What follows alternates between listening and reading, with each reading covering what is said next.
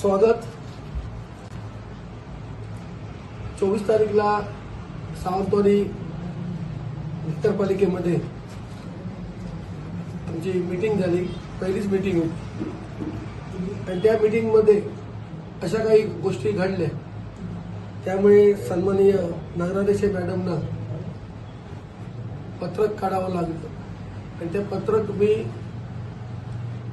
तुमच्या माध्यमातून पत्राच्या माध्यमातून वाचण्यात आलं की त्यांनी असा आरोप केला की एका महिलेचा अपमान झालेला आहे।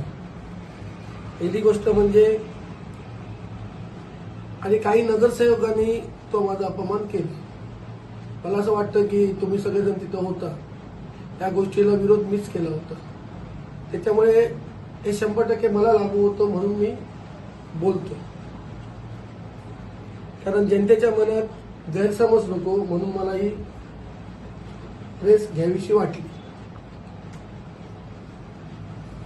सभाशास्त्राचे काहीतरी नियम असतात, एकदा आपण चान्स दिल्यानंतर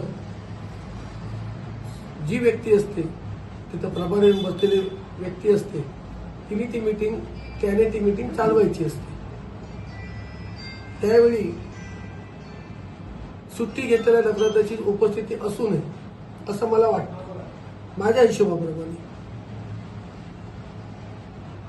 मी जेव्हा विरोध दर्शवला तेव्हा सीओ जे होते प्रशासन बसलं होतं, त्या गोष्टीला त्यांनी मला उत्तर द्यायला पाहिजे होतं की ऑनलाईन पद्धतीने बसता येतं, किंवा नगराध्यक्षांनी सांगितलं पाहिजे होतं की असा GR आहे, अमुक आहे, या पद्धतीने ती निरीक्षक म्हणून राहू शकते नगराध्यक्ष मॅडम। पण तसं दोघांनी आम्हाला कल्पना दिली नाही आणि त्यांनी तो लॅपटॉप चालू होता ऑनलाईन, ते बंद केलं आणि ते समाजशास्त्राप्रमाणे बरोबर आहे म्हणून निरोधकांचं मी कौतुक करतो की त्याने योग्य रीतीने ही मीटिंग हाताळली आणि मीटिंग ही जरी एक आम्ही काही गोष्टींना विरोध केला तर विरोध हा होतोच। मीटिंग म्हटल्यानंतर विरोध दावे प्रतिदावे आलेच, पण निरोधकांचं मनापासून अभिनंदन करतो आणि सांगू इच्छितो नगराध्यक्ष मॅडमना, आमचा हेतू कोणाचा अपमान करणं नाही, आमच्यावर चांगले संस्कार झाले त्यामुळे आम्ही कधी महिलेचा अपमान केला नाही। 25 वर्ष राजकारण करतो, उगाच तुम्ही राजकारण करून माझ्या भानगडीत पडू नका। तुम्ही असेल तिथं सुखी राहा व संजीव परबाच्या खेळीला तुम्ही येऊ नका असं या प्रेसच्या द्वारे मी त्यांना सांगू इच्छितो। दुसरी गोष्ट, नगरपालिकेचं एक इंस्टाग्राम आहे आणि फेसबुक आहे।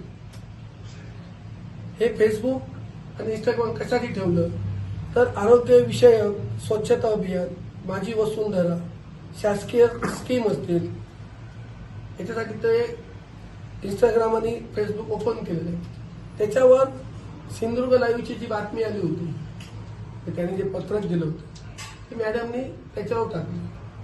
हे जे फेसबुक आणि नगर इंस्टाग्राम आहे ते राजकारण करण्यासाठी नाही आणि ते काय म्हणजे म्हणतात मी लोकांनी निवडून दिलं, आम्हाला पण लोकांनीच निवडून दिलंय, आम्ही वरून येऊन खालती पडलेलो नाही आणि आमचा अधिकार आहे लोकांसाठी भांडायचं म्हणून आम्ही भांडलो। आणि जर काय चुकीचं होत असेल तर अजूनही या गोष्टीला मी स्वतः 100% या गोष्टीला विरोध करेन असं या ठिकाणी मला तुम्हाला सांगावंसं वाटतं। आणि भावनिक होऊन लोकांना भावनिक करून राजकारण येत नाही। तुम्ही 12 कोटीच्या नगराध्यक्ष आहात, त्याच्यामुळे परत लोकनियुक्त लोकांनी केलं हे मला तुम्ही सांगू नका आणि बोलायला भाग पडू नका।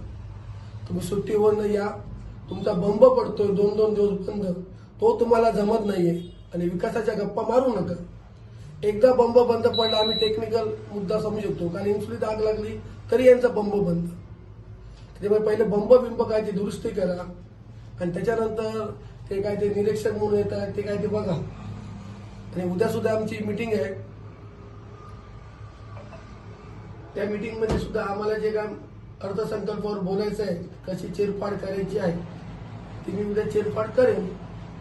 एवढंच मी तुम्हाला या ठिकाणी सांगायला आलो बस। ते वकील आहेत त्यांना माहिती आहे पण म्हणलं तुम्हाला सपोर्ट केला सपोर्ट केला नाही. त्यांनी योग्य तो निर्णय घेतला. सपोर्ट काय, मला पाड्याला माझ्या वाड्यात होते, सपोर्ट विपोर्ट काय केला नाही. त्यांनी योग्य तो निर्णय घेतला, समाजशास्त्रपण निर्णय घेतला. आणि जर ते येणार होते तर सीओने आम्हाला सूचित केलं पाहिजे होते. जर एखाद्या मिटिंगला राजेश नाईकला यायचं असेल, आज तुमच्या ठिकाणी राजेश नाईक येणार, हे सूचित करावं लागतं. आम्हाला कोणी सूचित केलं होतं का? नगराध्यक्ष मॅडम ऑनलाईन असणार, आम्हाला नोटीस दिली होती का? तर आम्ही मान्य केलं असतं. अचानक तुम्ही आणून काय करणार, या गोष्टी आम्हाला मान्य नाही. आणि एकदा चार्ज दिल्यानंतर मी जर राजेश नाईकला अखत्यारी दिली म्हणजे प्रॉपर्टीची, मग तो विकेल नाही तर करारनामा करेल. एकदा विश्वासाने दिल्यानंतर विश्वास ठेवावा लागतो. ह्या सभेला मी हजर नव्हतो, ह्या सभेला हजर होतो मी होतो. मी एकदाही सभेला मी नव्हतो, त्या सभेला बघा तुम्ही, त्या सभेला मी नव्हतो. संजू परब इथं असेल तिथं विरोध आहे, जे विरोधात काम होत असेल तर